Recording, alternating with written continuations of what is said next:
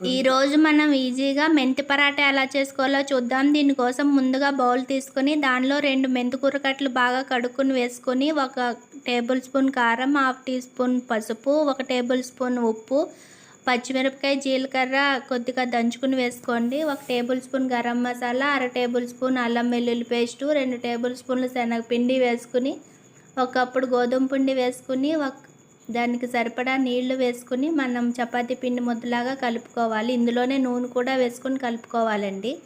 ఒక 15 నిమిషాలు అలాగే వదిలేసిన తర్వాత ఇప్పుడు మనం చిన్న చిన్న ఉండలు మీకు ఏ సైజు కావాలో అవి తీసుకుని ఇలా పిండి ఒత్తుకుంటూ చపాతీలాగా చేసుకుంటే సరిపోతుంది.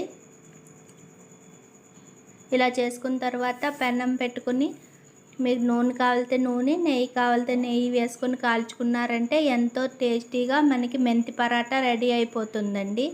ఒకసారి తప్పకుండా ట్రై చేసి చూడండి. ఈ రెసిపీ నచ్చినట్లయితే మరిన్ని వీడియోల కోసం మా ఛానల్ని సబ్స్క్రైబ్ చేసుకోండి. Thank you.